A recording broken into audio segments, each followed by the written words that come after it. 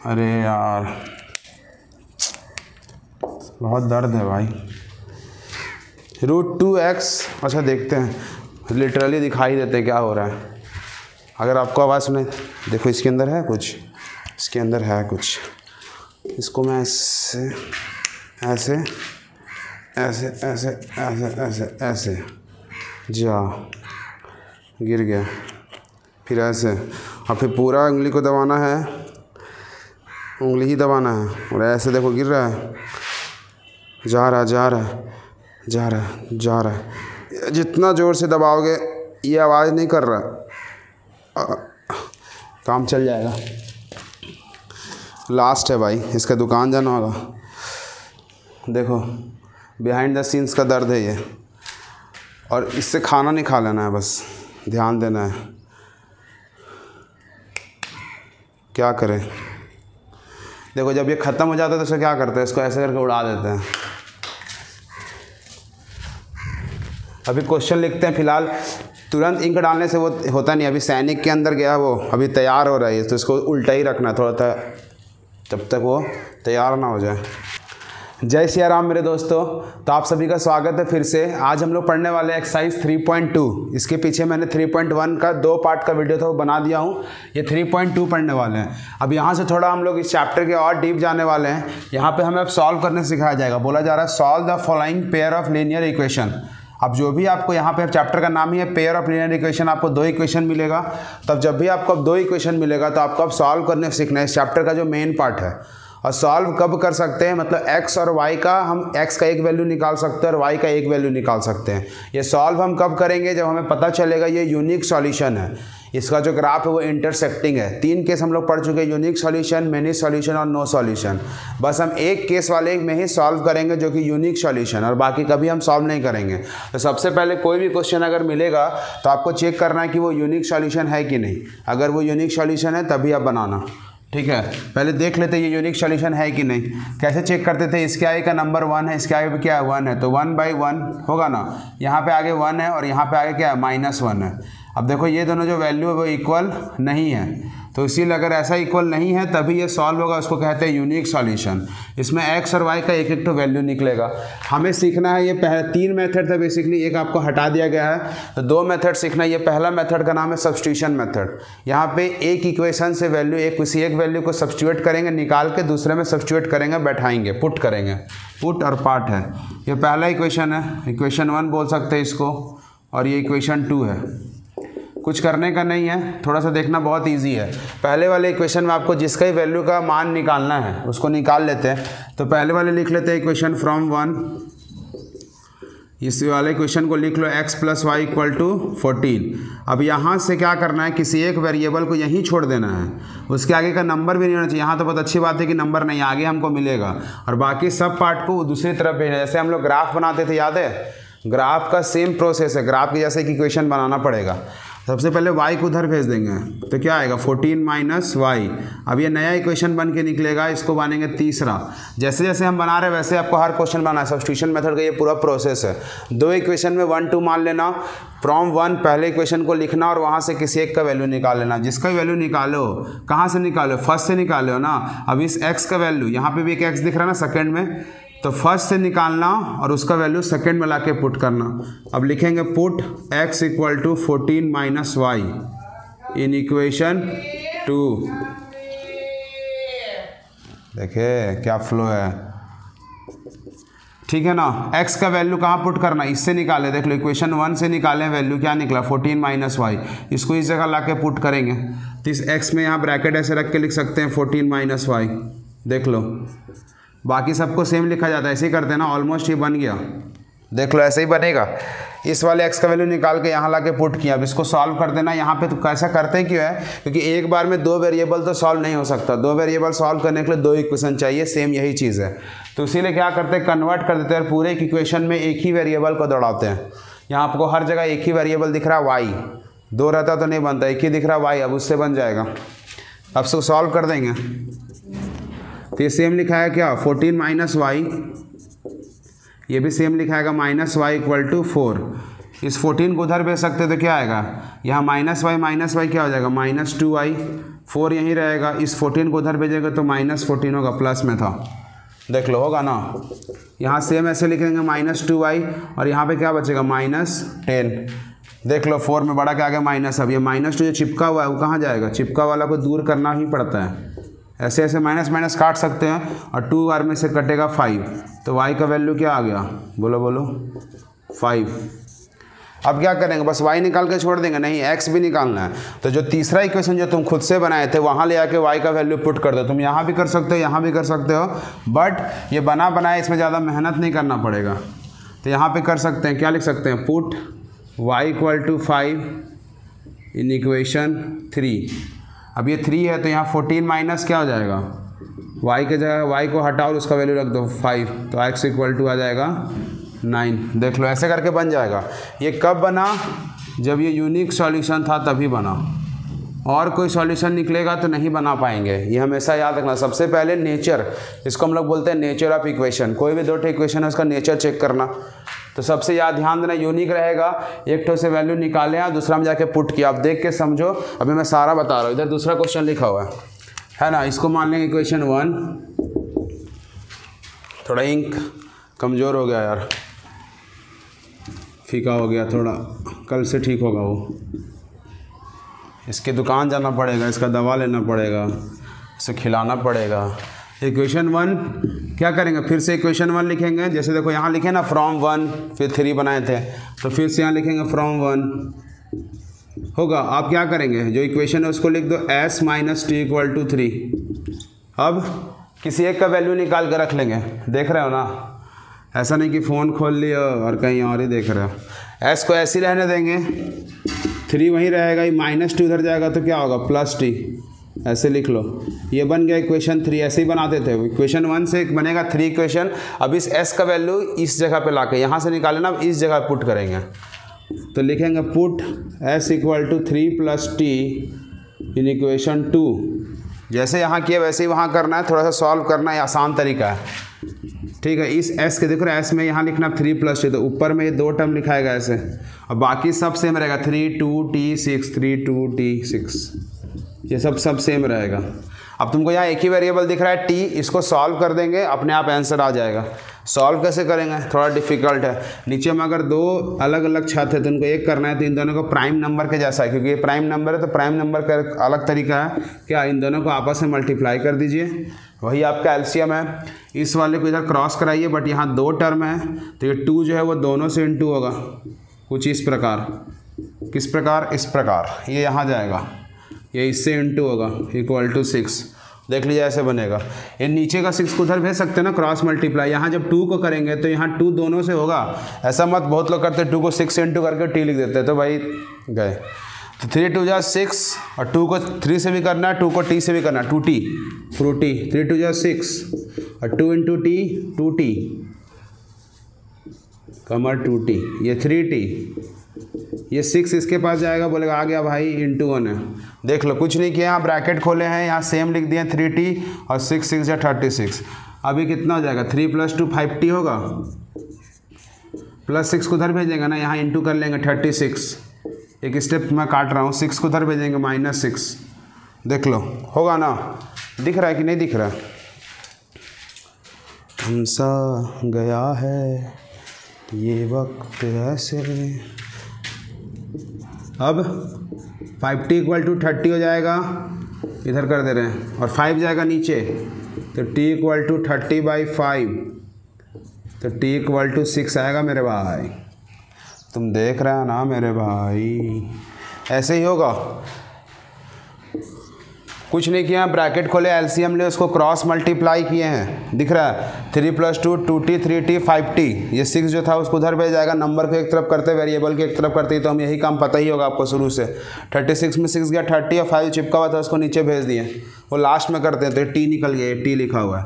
t निकालना ही मेरा पूरा मकसद नहीं होता, हमारा मकसद और है, मिशन यहाँ पे t का वैल्यू पुट करके, s भी चाहिए, तो तीसरा इक्वेशन होता है वहाँ पे पुट कर देते हैं, तो पुट t = 6 कहाँ पे, इक्वेशन 3 में, है ना। तो कितना हो जाएगा, s तो ऐसे ही रहेगा, यहाँ 3 + t के जगह रख दो 6, तो s = 9 आ गया मेरे भाई। देख लो, यहाँ पे आंसर है 5 और 9, यहाँ पे आंसर है 6 और 9। अब देख सकते हो, इसको फिर मिटा देंगे। तीसरा और इसमें 4 क्वेश्चन है, ठीक है। अब आपको नेक्स्ट 2 ठो और बताते हैं।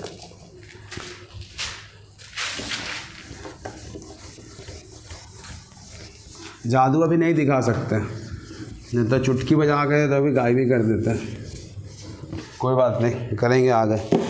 3y - 3 3y - 3 था, थोड़ा इंक दिख नहीं रहा है, तो आँख 9x - 3y। जब जोर डालते तो आवाज़ चीखें निकलती है, इसकी चीखें ही चीखें निकल रही है जब इस पर प्रेशर डाल रहा हूँ। ऐसा ही कुछ क्वेश्चन है ना। लेकिन सबसे पहले हम क्या बोले, सबसे पहले आपको ध्यान देना है कि ये कौन सा सॉल्यूशन है। यूनिक होगा तभी बनाना, वरना मत बनाना।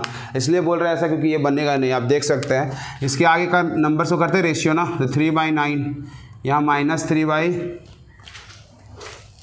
यहाँ पे 3 नहीं है, यहाँ y है, ठीक है। यहाँ आगे -1 है ना, देख लो, और यहाँ -3 है, और यहाँ इसको इधर लाना पड़ता है, सब इधर आता है पहले। स्टैंडर्ड फॉर्म ऐसा होता है ना, ax + by + c इधर आता है सब, तो इधर आएगा तो -3/-9। आप देख सकते हैं सब वैल्यू सेम है, कटेगा 1/3, ये भी कटा 1/3, ये भी कटागा 1/3।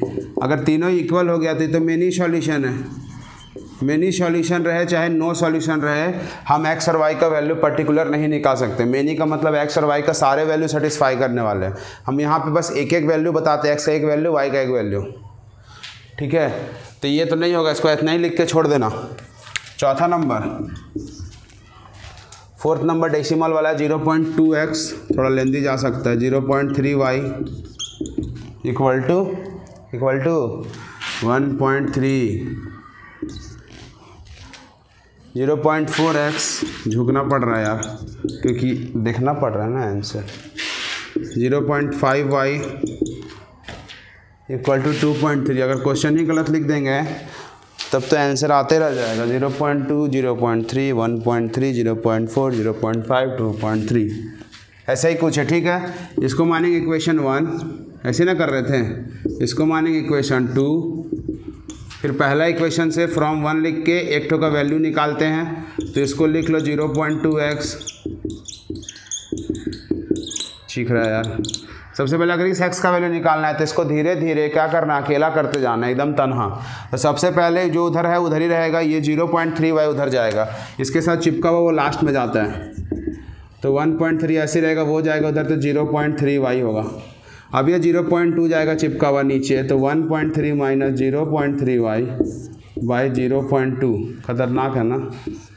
इसको मानेंगे इक्वेशन 3। अब ये वाला x का वैल्यू यहाँ ला के पुट करेंगे। अब इधर तो मेरे पास जगह है, तो मैं थोड़ा इधर आ जाता हूँ, इधर से चलता हूँ, ठीक है। अब देख लो कैसे होगा। अब लिखेंगे ये वाला value, put x equal to 1.3 - 0.3y by 0.2। कौन से इक्वेशन में? 2 में पुट करो, बन जाएगा 0.4 का पूरे इसके जगह, x के जगह पूरा ये रखना होगा, तो 1.3 - 0.3y बाई 0.2। देख लो इस x के जगह ये वैल्यू ऊपर दिख रहा है ना, वो वैल्यू रखे हैं। फिर अब बाकी सब सेम लिख देंगे। 0.5y equal to 2.3। आप लोग खुद से भी प्रैक्टिस कर सकते हैं। अब कैसे होगा ये? अब ये सॉल्व करना होगा। जिस नीचे में जो फ्रैक्शन रहता है वो बहुत आपको तकलीफ देते रहेगा, वो घाव के जैसा है जो कभी ठीक नहीं होता है। अच्छा जाएगा यार, कहीं और का घाव नहीं। 0.2, 0.4 इस 2 बार में कटेगा। दोनों में पॉइंट के बाद एक ही डिजिट था, तो दोनों को ऐसे ऐसे ऐसे करके हटा सकते हैं। तो 2 2 जा 4, आगे बस 2 बचेगा। अब 2 को दोनों से करेंगे तो 13 समझ लो, 13 दूनी 26 है, 2.6। और ये 3 है, समझो 3 2 जा 6, तो एक के बाद पॉइंट लगेगा 0.6y, यहाँ 0.5y। देखो आ तो गया, यहाँ 2.3। पॉइंट देख के डरने का नहीं, डरना नहीं मेरे भाई, ऐसे हो जाएगा। अब डेसिमल को एक तरफ, नंबर्स को एक तरफ सॉल्व करेंगे वेरिएबल वाला। तो ये 0.6 0.5 है, कितना बचेगा पता है? 6 में 5 जाएगा, 1 बचेगा। बड़ा का आगे माइनस है तो 1 बचेगा, लेकिन यहाँ पॉइंट में बात हो रहा है 0.1 और माइनस रहेगा, क्यों? क्योंकि बड़ा का आगे माइनस है। यहाँ इसको सॉल्व कर दिए, y वाला को 2.6 उधर जाएगा, तो 2.3 अरे -2.6, फिर ये क्या होगा, सेम रहेगा, या फिर इसको क्या कर सकते हैं, नीचे ले आ सकते हैं। यहाँ क्या बचेगा, 26 में 23 जाएगा, 3 बचेगा, बड़ा का आगे माइनस है, -0.3, इधर आएगा नीचे -0.1। देख लो, कोई दिक्कत नहीं ना। y पॉइंट काट, माइनस काट सकते हो, पॉइंट के बाद एक डिजिट है उसको भी ऐसे उड़ा सकते हो। तो y = 3/1 का मतलब 3 आएगा आंसर। बहुत इजी था, यहाँ पे इसको काटे हैं, 2 बचा था, 2 से ब्रैकेट खोले हैं, दोनों y वाले को सॉल्व किया, नंबर वाले को उधर भेजे, माइनस उड़ा दिए, पॉइंट। y का वैल्यू 3 कहाँ पुट करेंगे, यहाँ पे पुट y = 3 इन इक्वेशन 3। अब तो बन जाएगा ना, अब तो हमको आंसर भी दिख रहा है 2। अरे हमको दिख रहा है ऐसे, देख लो, ये y के जगह बस नंबर रखे, बाकी tan tan tan tan tan tan सब सेम है। इधर सॉल्व होगा, मेरा थोड़ा सा पॉइंट ना थोड़ा सा वो चला जा रहा है, मत माइनस मत समझना। 3 3 जा 9 होता है, 0.9, एक के बाद पॉइंट है ना, तो 0.9, यहाँ 0.2, अब 13 में 9 जाएगा, 4 बचेगा, मतलब 0.4, यहाँ 0.2, देख लो ऐसे। अब पॉइंट के बाद एक डिजिट, पॉइंट के बाद एक डिजिट, उड़ा दो इसको, उड़ जाओ, 2 आएगा, 2 बचेगा, 2 2 जा 4, तो x = क्या आएगा, 2 आएगा। देख लो, दिख रहा है, बन जा तू मेरी, हाँ दिख ही जा रहा है। x = 2 और y = 3 आप खुद से भी सॉल्व कर सकते हो, उतना टफ नहीं है। 2 ठो और बचा, वो भी बता ही देते हैं, तब तक इसको अभी नहीं मिटा रहा है, जब मिटाना पड़ेगा तब तो मिटाना ही होगा, तब तक इससे क्वेश्चन लिख देते हैं। कुछ ऐसा ही आसान एकदम, इसका तो मुझे आंसर पता है, ठीक है, मैं लेकिन नहीं बताऊंगा अभी। यहाँ 8 है, ठीक है, बहुत इजी सब्स्टिट्यूशन मेथड इसमें भी लगाना है, ठीक है। 0.2 0.3 इसको मिटा देते हैं, आप देख लो। देखो वीडियो तो लंबा होगा यार, एक एक क्वेश्चन बताएंगे तो टाइम तो जाएगा ही, होमवर्क तो नहीं ना दे सकते हैं, बोल देते हैं होमवर्क, पूरा सब चैप्टर होमवर्क, तब तो हो गया, फिर बना लिया हम लोग। कौन किस में डाले थे पता भी नहीं। इसको मानेंगे इक्वेशन 1, इसको मानेंगे इक्वेशन 2, है ना। फिर क्या करते हैं, फ्रॉम 1 इसको लिखेंगे तो क्या, 0.2x plus root √2x √3y = 0। यहाँ से किसी एक का √2x वहीं रख लेते हैं। अब 0 और ये उधर जाएगा तो माइनस ऐसा √3y होगा, 0 आ गया तो उसे कोई दिक्कत नहीं, डायरेक्ट लिख सकते क्या, -√3y, देख लो। और ये √2 कहाँ जाएगा, नीचे जाएगा, कुछ ऐसा बन गया इक्वेशन नंबर 3। चलना यार, अब इस x का वैल्यू यहाँ लाके पुट करेंगे, तो put x = -√3y √2 in equation 2। यहाँ पुट करो तो क्या होगा, √3, x का वैल्यू ये पूरा है क्या, माइनस, ये बहुत इजी है, देखने में हार्ड लग रहा है, सबसे आसान तो यही है। ऐसे होगा, देख लो, x की जगह बस ये जो वैल्यू उसको रख दिए, थोड़ा इधर जगह ले लेते हैं, थोड़ी जगह रहने देते हैं। अभी एक और आदमी आएगा ना, उसका जगह छोड़ना पड़ता है ना, रूमाल रख के गया वो। अब इसको इससे इंटू करेंगे तो अंडर रूट में सेम नंबर, अंडर रूट बोलेगा मैं जा रहा हूँ, तो -3 बचेगा यहाँ, रूट इंटू करने पे रूट हट जाता है, इसका 3 होगा आंसर। ऐसे रूट करने पे सेम नंबर रहेगा, सेम नहीं रहेगा तो रहेगा, तो -3y / √2 और ये -√8y = 0। आप देख सकते हो यहाँ से बहुत इजी है, क्या है, बहुत इजी है। दोनों में से y कॉमन ले लो, ये भी तरीक़ा से बना सकते हैं, या फिर आगे रख लो y कॉमन, चलो यहीं से लेते हैं। y कॉमन लोगे तो यहाँ बस नंबर बचेंगे अंडर रूट वाले, और यहाँ भी अंडर रूट वाले, ये वाले वो वाले, = 0। अब आपको समझ में आ ही रहा होगा, जो y के साथ चिपका हुआ पूरा जो टर्म है वो जाता है उधर, कहाँ जाएगा, 0 के नीचे, तो इसको ऐसे 0 के नीचे लिख दो अंडर रूट वाले को। अब 0 के नीचे कुछ भी रहेगा तो क्या आएगा, 0, आ गया आंसर, बहुत इजी था। अब इसी y का वैल्यू यहाँ लाके पुट करो, अब ये नंबर y से जब इंटू होगा जो कि 0 है, तो 0 से इंटू होगा तो वो भी क्या हो जाएगा, 0, तो x = क्या होगा, -√3/√2 × 0, इसीलिए x = भी 0 आएगा।